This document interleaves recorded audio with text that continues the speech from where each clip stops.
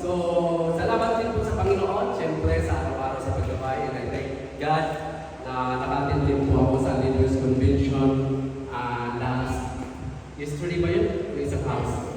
Okay, salamat po dahil nakapag-fellowship and then yung mga natutunan doon po sa seminar na yun. So, sa gabing ito, ulang po, maraming pong salamat. Inananyahan ko po ang bawat isa na tumayo. At tayo po ay makipagbukas sa aklat ng Lucas, chapter 18, verse 1 to 8. Salitan na lang po tayo. Say amen kung nandiyan na po sa screen ba or sa Bible. Once again, Lucas chapter 18, verse 1 to 8. Ako po muna sa verse 1 and then verse 2 kayo po. Let's start. Chapter 1, nagkwento si Jesus sa mga tagasunod niya upang turuan silang laging manalangin at huwag mawala ng pag-asa. Verse 2.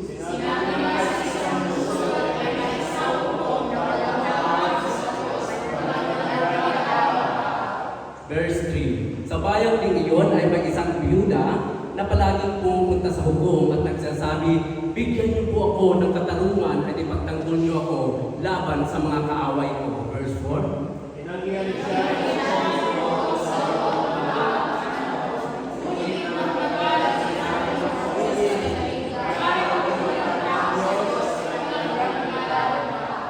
Verse 5. Bibigyan ko ng katarungan ang babae ito para hindi niya na ako gambalain ulit.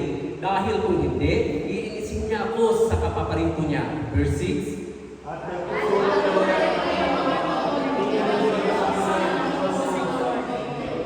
Seven, ang Diyos pa kaya ang hindi magbigay ng katarungan sa mapinili niya na tumawag sa Kanya araw at gabi. Verse 8, sabay-sabay po tayo. Tinitiyak ko sa inyo na bibigyan niya agad sila ng katarungan, ngunit kung po ang anak ng tao ay bumalik na dito sa mundo, may makikita akong matawag sumasampalataya sa akin. Tayo manalangin, Lord. Maraming po salamat sa kanyang ito, Panginoon. Once again, for giving us the opportunity, for giving us the blessings to be here, to gather po, Panginoon, sa iyong harapan. Lord, kami ay nagpapakumbaba sa iyong harapan sa gabing ito, Lord. Kami po ay naninigluhod, Lord. We don't deserve, O God, your faithfulness, O God, but we are here by your grace, O God. Lord, lumalapit po kami, nagpapalinis sa aming mga puso, Lord. Nagpapakumbaba, Panginoon, at tumihingi ng kapatawaran, Panginoon, sa bawat segundo, oras, sa aming buhay. Kami man po ay aware o hindi sa aming mga nagagawang kasalanan. Ito man, Panginoon, ay sa salita, sa isip o sa gawa. Ito man po ay sinasadya o hindi, Panginoon. Linisin mo ang aming mga puso nang sa ganun, Panginoon, sa gabing ito ay makalapit kami, Panginoon, sa iyong banal na harapan po, Panginoon. Lord, dalangin namin ang iyong pagsama. Let your Holy Spirit move in this place po, Panginoon. And I ask, O God, your guidance. I ask, O God, your wisdom, knowledge, O God, that comes from you, Panginoon, sa gabing ito, Lord.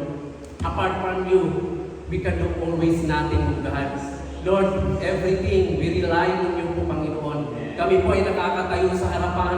Kami po ay nakapagsasalita because of you, Panginoon. Salamat po, Lord, sa courage, O God. Salamat sa guidance po, Panginoon. Sa gabing ito, Lord, hayaan mo, Panginoon, na buksan ang aming mga spiritual na isip, tainga, aming mga puso, sa iyong mga salita, Panginoon, nang bigay sa amin ng inspirasyon sa bawat hamon ng aming buhay, sa bawat pagsubok na aming nararanasan at napagdadaanan, Panginoon, because we know, Lord, that you're always there for us, O God. Maraming salamat in heaven, Lord. We pray for those who are not here, Panginoon. Ang aming mga kapatid, sama po sila naroon sa gabing ito, Panginoon. Hayaan mo, Panginoon, ang iyong gabay, O God, ang palagi mong kasama sa kanila. Lord, maraming pong salamat, Lord, sa iyong biyaya at sa gabing ito, Panginoon. Aming itinataas niya ng dalangin sa pangalan ni Jesus. Amen and amen. Praise God. Sa gabing ito po, akin pong pinamagatan ang aking itatagin is push. Pray until something happens. P is pray or pray. U is until and something H or happen. Pray until something happen. Push. Tulak natin. Push natin. So, dito po sa Lucas, hayaan niyo po muna ako may mahilig na rin po ako sa kwento. Hindi lang po si Pastora. Magkikwento na rin. So, mayroon akong isang kwento dito. Kumbaga, sa isang kwento, tungkol ito sa isang nakatira sa malayong lugar. Sa isang malayong lugar, very isolate po yung area niya. Wala po siyang kuryente. Maybe even the solar is not available kasi mabundok. No? Okay? And then after that, siguro may kaya yung nakatira doon sa isolated area na yun. Kung saan nagpakamit siya ng kuryente. Ginastusan niya. Parang naalala ko yung prayer mountain ng Gethsemane. Di ba? Napakalayo doon sa highway. Pero ginastusan para magkakuryente. That time, nung nakamitan na ng kuryente dahil nga may pera, nagtataka po yung owner of the company that beside na nandoon may kuryente na, yung consume po ng electricity is very minimal, very less. So nagtataka, so nagpadala sila ng kanilang staff dun sa lugar na yun, sa remote area na yun, kung bakit, kaya nga pinalagyan ng electric power, bakit yung nakukonsume is very less, very minimal. So kung maroon na yung staff ng company, pinadala nila, actually, okay naman yung punta doon. Everything is okay. And then tinanong po yung caretaker, yung nakatira doon, bakit gano'n? Ay ganito po ang sagot. Tunay na akong kapakipakinabang ang electric power na inyong inilagay. Sapagkat pag kami po ay nagsisindi ng aming lampara, hindi na po kami nahihirapan sapagkat kami po munang sinisindihan ang electric power. At pagkatapos yaon ay aming papatayin. So diba, so nakakatawa, it's a very funny story because maybe those people hindi pa really, alam mo yun, yung maybe sa remote areas din sila. So they don't know that the power should be utilized without using those lampara. Diba? Akala nila, nasisindihan lang yung lampara, ay yung electric power when we are using the lampara. Hindi nila alam na pinakabit yun para doon.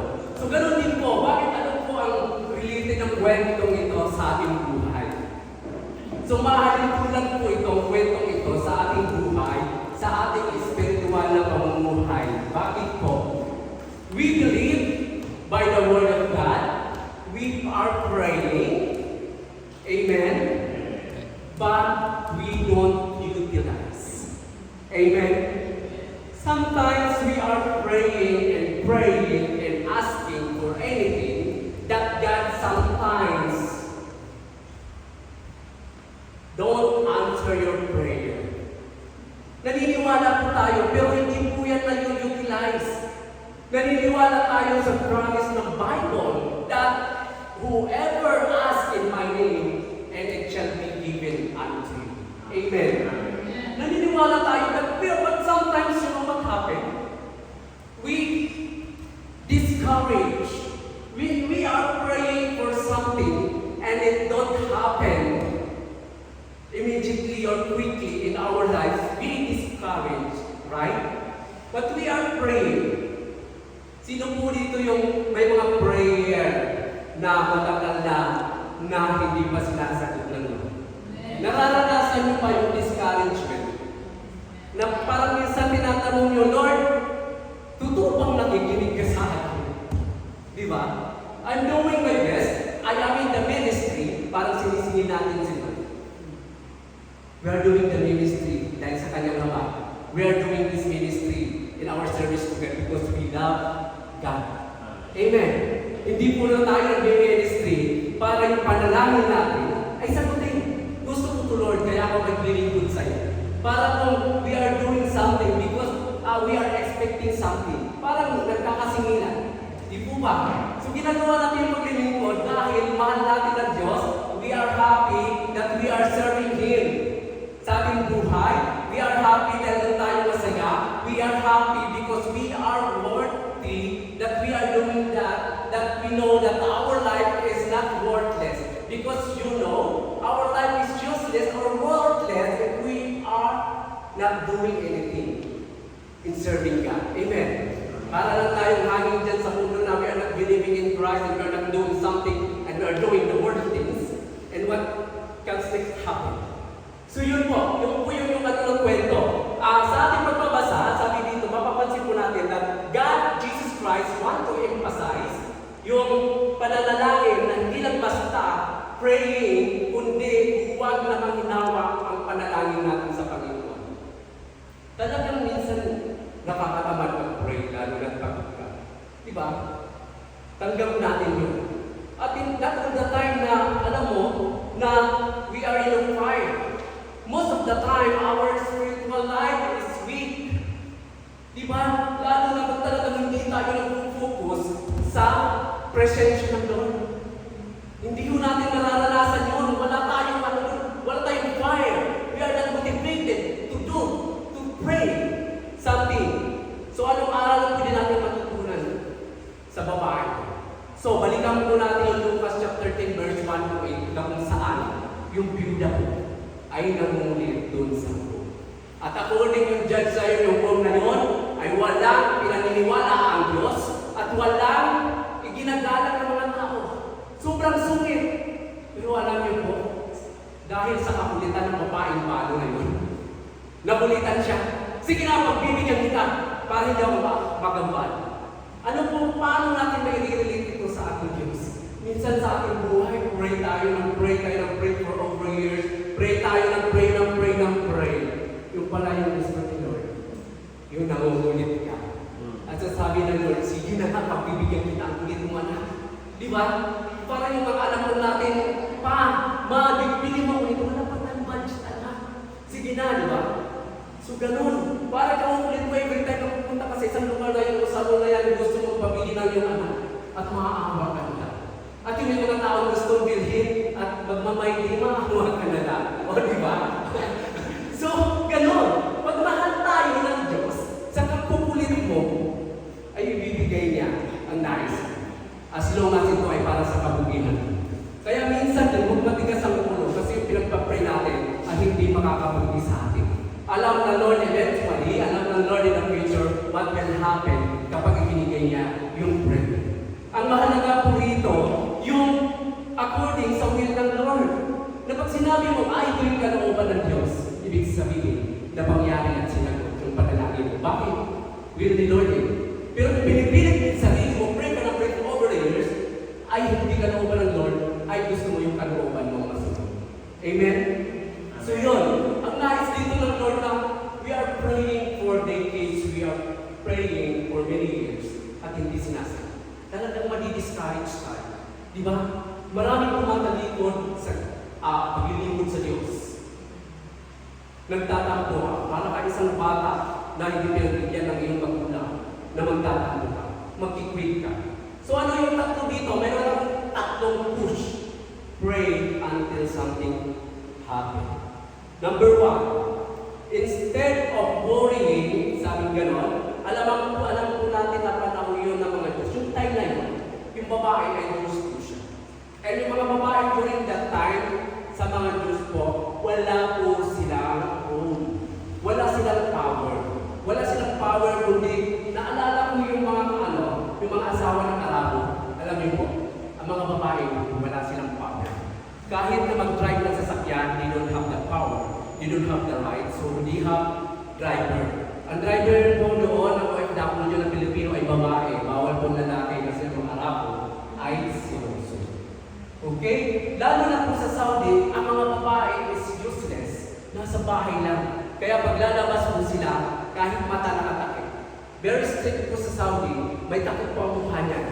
Mas okay pa sa Dubai kasi naka-open po yung full face nila. Pero pag Saudi na very sila, yung mata mo may takip. So yung babae, walang safety yung babae ka lang dyan. Diba?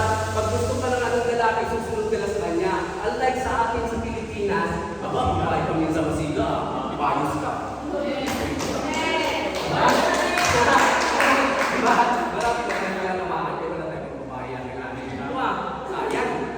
Hindi kaya sa Pilipinas, di ba? O masiga. Hindi pwede sa akin yan. So, hindi. Equality. Diba? Nasa pag-aano, sabi nga sa Bible, diba? Submit yourself to your husband, mga kabaihan, and husband, love your wife as to love Jesus Christ. Amen. Diba? So, ganun po. Sabi nga po ang mga babae napakalimitado ng legal rights, kaya naman imbes na mag-alala siya sa kanyang kalagayan, lumapit na lamang siya doon sa hukom. Kasi ikaw babae, wala kang doon sa buhay. Pero alam mo, kinukulit mo yung hukom na yun. Kung tutusin hukom yun, kumbaga dito yung hukom sa atin, mataas yung natungkulan. And porket ikaw babae, wala kang role sa buhay, naglakas mo kang lumapit. Ang kulit-kulit mo, di ba? Ang kulit-kulit mo. Ganon din po yung babae ito. Ganon din po tayo. Kapag tayo nangulit sa ating Lord, ang kulit-kulit mo, maaring one day ibigay ng Lord kung ano yung pinag-pray. Pinag-pray mo ba magkaasawa? Ibibigay ng Lord sa tamang panahon. Amen. Anong pinag-pray mo? Ang dami natin pinag-pray sa buhay. Kaya minsan, sa ating pananalangin kung hindi binibigay ng Lord, huwag tayong mag-discourage. Kasi, I know that God has the great plan. Di ba? May mas plano siyang mas maganda sa'yo. Di ba? Malay mo maging presidente ka ng Pilipinas one day. O, di ba? Hindi natin masasabi. Hindi natin alam ang buhay. Di ba? Hindi natin alam si PJ maging president of the Philippines. Oh, we don't know the future dahil ano kayo magiging PBA player. Di ba? Hindi natin masasabi yan. Pag ating tatanawin yung nakaraan, di ba? Ma-amaze na lang tayo. O dati, ano lang yan? Abansurero, di ba? O di ba? Para yung mga tao sa akin na-amaze, dati nag-iigib na yun sa bye-bye sila. Ngayon, ano lang. So, ganun. Dati po kasi nung nag-aaral ako, nag-iigib lang po ako. Para ako may baon sa school. Nag-iigib po ako sa bahay-bahay namin. Pati yan yung kapit-bahay namin nag-iigiban ko eh. O di ba? Kaya pag nasa-success, dapat lang nag-iigib. Diba? At least be proud. Kasi sa pagsisikap mo at sa tulong ng Diyos, nandiyan ka sa posisyon mo ngayon because of your one. Diba? Yung achievements mo, hindi mo lang yung achievement yan. Kailangan laging kasama ang Diyos at tulad tayong mananahan sa ating sariling kalakasan. Na para ba nagyayabang na everything you did, everything you have right now because of your own? Diba? Hindi po. Ang Lord lagi. So ma-amaze po tayo kung paano yung Diyos kikilos sa ating buhay despite na marami tayong mga kamalian, despite na marami tayong mga pagkukulang. Diba? Tutusin ang paglilingkod natin, hapyaw-hapyaw lang ito eh. Hindi ito yung buwis buhay eh. Diba? Hindi ito yung buwis buhay gaya ng mga ginawa nila Pedro, nila Paul. Wala sa kaligtingan ang ating ginagawa. Diba? Hindi pa nga tayo nakapag-share na salita ng Lord sa hindi natin mga makilala. Diba? So it's a big sacrifice. So sabi dito, may mga pangyayari sa ating buhay na pinapayagan ng Lord na maranasan na kung ito man ay negatibo upang mapatunayan natin na tunay na may gagawa sa ating kalagayan. Minsan inahayaan ng Panginoon yung ating mga inaasam na hindi mapangyari. Minsan tinitest tayo kung hanggang saan yung kakulitan mo.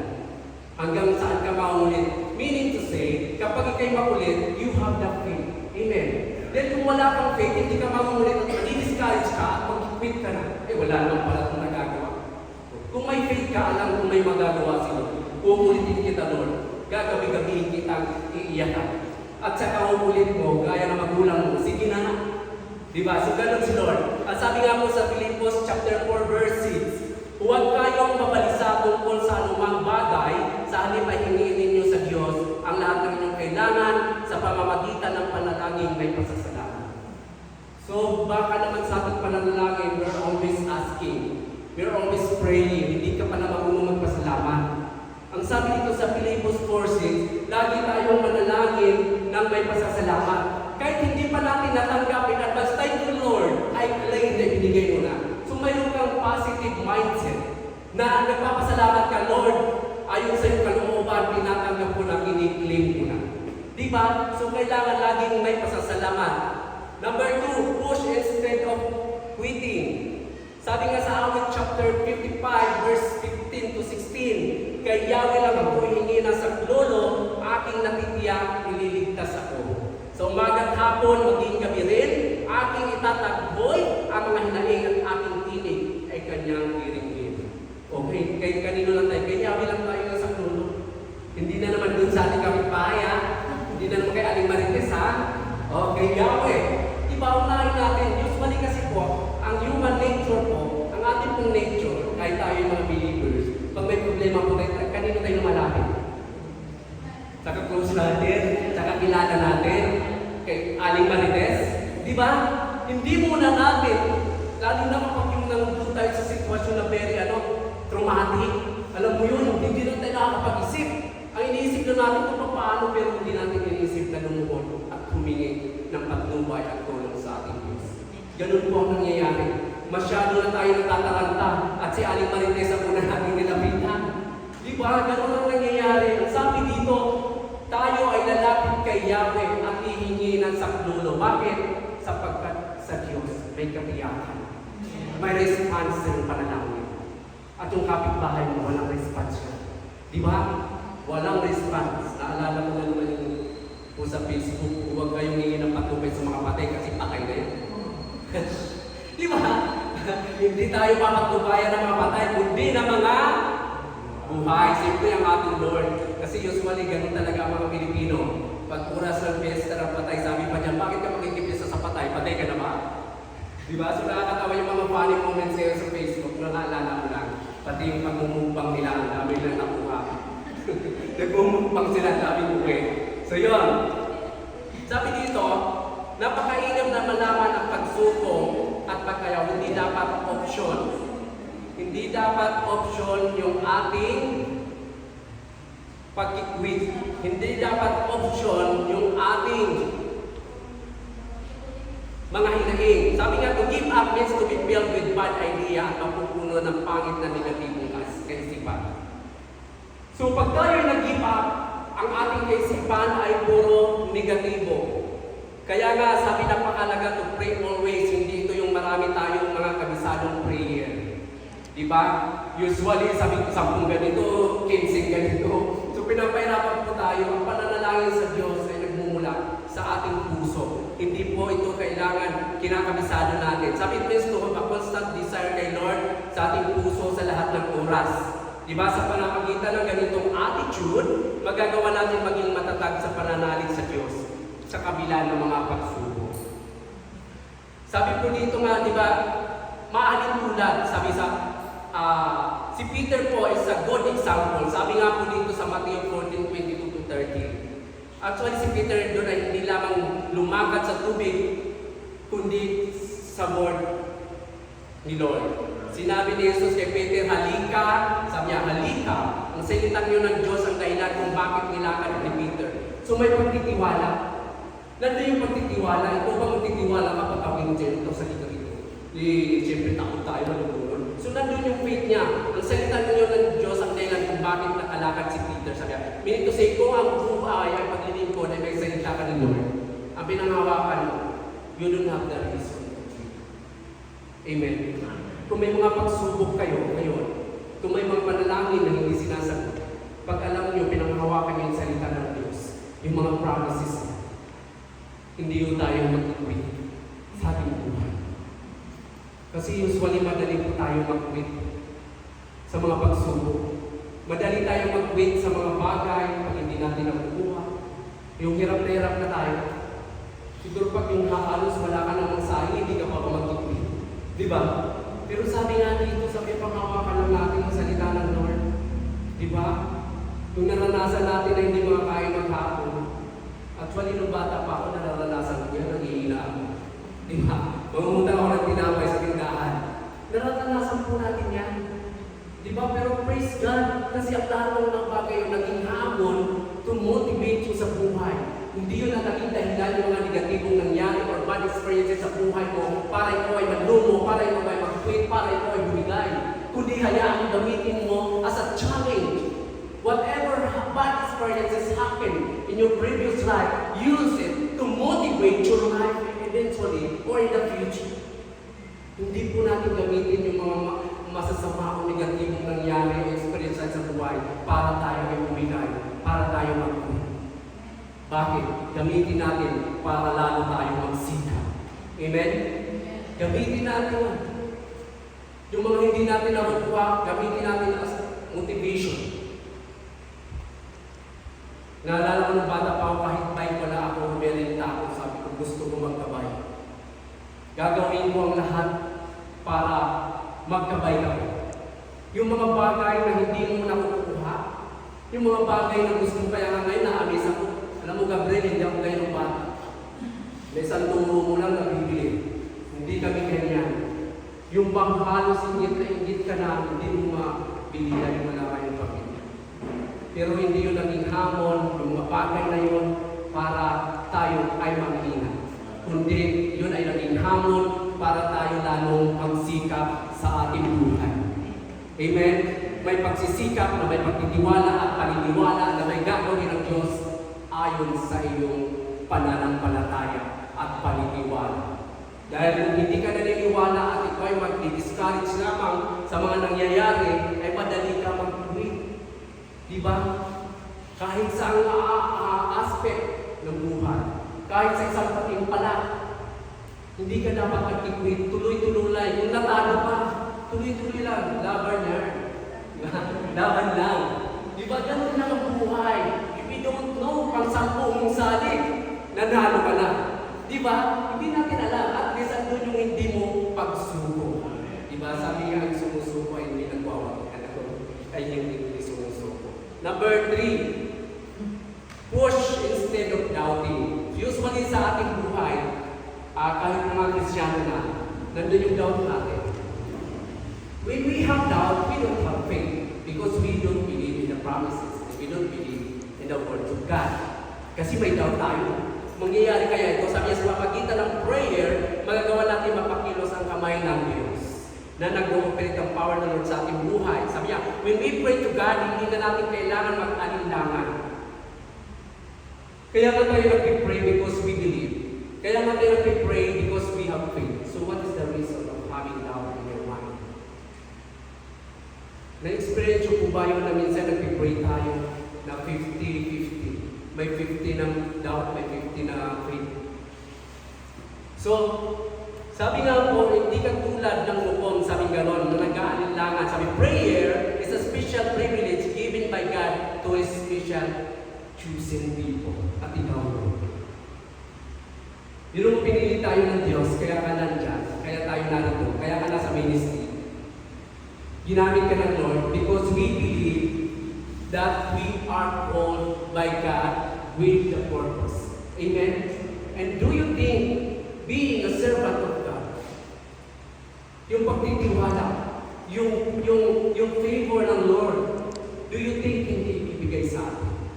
So no reason para tayo mag-doubt.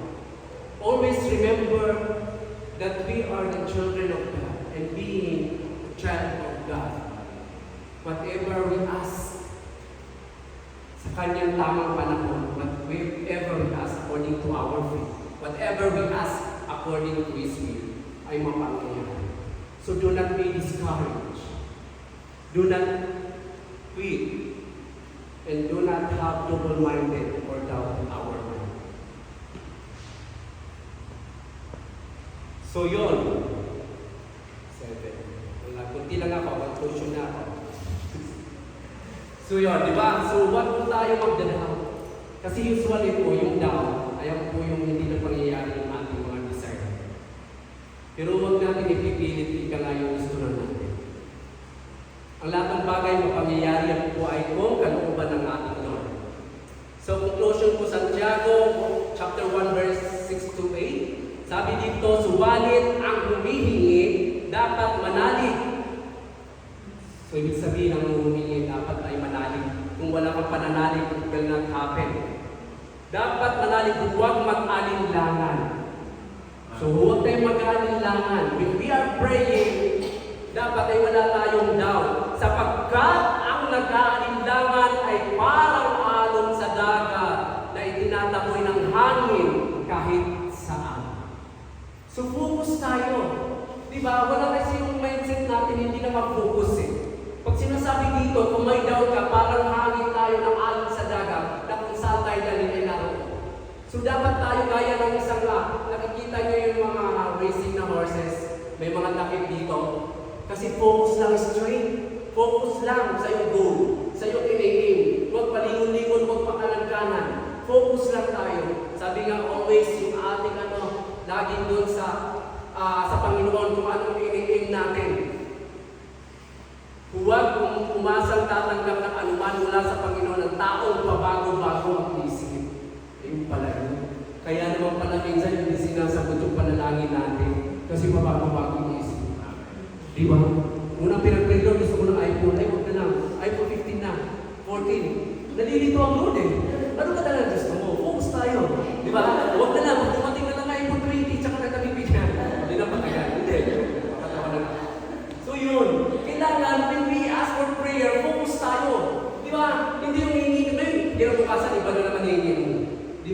So parang abusive yun. Huwag pa bago-bago daw ng isip.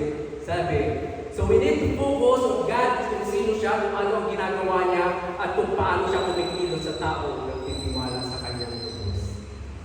So yung word dito ay pagtitiwala natin ng lubos without doubt in our mind, without quitting, and without worrying. Yan po yung tatlo. Worrying, quitting, and doubt. Push, pray, until something happens. Napakadali pong sumuko. Oo, sasabihin mo, napakadali magsalita. But when you experience the traumatic na pangyayari sa ating buhay, sasabihin mo, parang hindi mo na may isip. Pero alam mo, kung may Diyos ka sa buhay mo, pinagtitiwala ka. Magtitiwala ka. Ano man ang mangyari sa buhay mo, ang Diyos ang unahin mo. Nang walang pag-aalala, nang walang pag-ikwit, at walang pag-aalinlan. Amen? So kung dumaan lang tayo sa pagsubok right now, in our previous life, or even in the future, always trust God with faith, nang walang pag-aalinlan. Amen? Dahil ang Diyos tumitingin sa ating puso, sa ating faith, sa ating pag-iisip ng walang pag-aalinlan. Praise God. Tayo po ay tumayo. Hallelujah. Hallelujah, Lord. Hallelujah. Jesus, O God. Hallelujah, Lord. We thank you, Panginoon, sa gabing ito, Lord, sa iyong dakilang salita, Panginoon. Minsan sa aming buhay, Panginoon, nawawala na kami ng pag-asa. Minsan sa aming buhay, because of bad experiences, sa aming buhay, sa aming mga nakaraan, Lord. Kaya kung namin na ito ay magamit as motivation, Panginoon, na hindi ito ang maging dahilan upang kami ay panghinaan, O God, kundi ito, Panginoon, ay maging instrumento ng kalaghasan na lalo kami, Lord, na magtiwala sa iyo, Panginoon. At hindi ito, Lord, ang maging daan o dahilan upang kami ay mag-quit sa aming buhay, upang kami, Panginoon, ay magkaroon ng worry sa aming buhay, upang kami, Panginoon, magkaroon ng doubt sa aming buhay. Kaya mo, Lord, na gamitin mo ang aming mga karanasan po, Panginoon. Ito man ay maging negatibo, ay maging aral po, Panginoon, sa aming buhay. Na lalo kami, Panginoon, na kumapit sa iyo, Panginoon. Lord, salamat, Lord, gaya po ng babaeng malo, Panginoon. Na minsan kami ay makulit po, Panginoon. But we know, Lord, sa aming kaukulit po, Panginoon, whatever we ask, O God, in your name, according to your will, O God, to your plan sa buhay ng bawat isa. Na alam ko, Lord, ang mga will desire nila right now, O God, in Jesus' name, O God, and we believe, O God, according to our faith, O God, na ibibigay mo ito, Panginoon, because you promised to us that you will never forsake us, O God, that you have a great plan, O God. Hallelujah. Your plan, O God, is higher than our plan, O Panginoon. Kaya Lord, turuan mo kami na magtiwala, Panginoon. Turuan mo kami, Panginoon, na ma-motivate po, Panginoon. Turuan mo kami, Panginoon, na mag-focus, O God, yung mindset namin po, Panginoon, na mag-focus lang po sa aming goal, O God. Ano man po, Panginoon, yung aming pinagdadaanan, maging sa aming pamilya, maging sa aming mahal sa buhay, maging sa aming sa trabaho, sa aming business po, Panginoon, sa aming mahal sa buhay, sa aming ministry, Panginoon, na minsan nahihirapan kami, Lord. Na minsan we feel exhausted po, Panginoon. As you promised po, Panginoon, that we should never quit, that we should never doubt, God, sa iyong mga plano. Tuloy lang po, Panginoon. As we continue in serving you, Lord, we are asking, Panginoon, for your guidance, God. We are asking, Lord, for your strength to us, O God. Give us strength, O God. Not only physically, Lord, but most importantly, Panginoon, yung spiritual namin, Panginoon. Bigyan mo po kami lagi ng kalagasan po, Panginoon. Hallelujah, Panginoon. Hayaan po makita sa amin po, Panginoon, yung aming katapatan sa iyo, Panginoon. Hayaan po makita sa amin, Panginoon, Lord, yung aming po, Panginoon, pagtitiwala at pananampalataya sa iyo, O God. Nakikita mo pa yung minsan, Lord, kami ay pinanghihinaan po, Panginoon, sa bawat pagsubok sa aming buhay. Lord, give us the courage, O God. Hayaan mo, Panginoon, na kumilos ka. Hayaan mo, Panginoon, ang iyong presensya, ang iyong banal na Espiritu, always reminding us, O God, how faithful you are, O God, sa aming buhay mo, Panginoon. We are nothing, Panginoon. Hallelujah. Despite ng aming mga pagkukulang po, Panginoon, you are wonderful to us, O God. Na kailanman, Panginoon, as you promise, O God, whatever we ask in your name, O God, and it shall give it, O God, according to our faith, Lord. Hallelujah, Lord. Kung minsan po, Panginoon, kami mga pagkukulang at mga doubt po, Panginoon, we are asking forgiveness, O God, sa iyong harapan po, Panginoon. Tulungan mo kami, Panginoon, na magtiwala ng lubos. Hallelujah. Panginoon, alam po namin na kailanman being the children of God ay hindi mo kami pababayaan. Ano man yung aming pinagdadaanan right now po, Panginoon, Lord, hallelujah, we claim, O God, the victory upon the victory, Panginoon.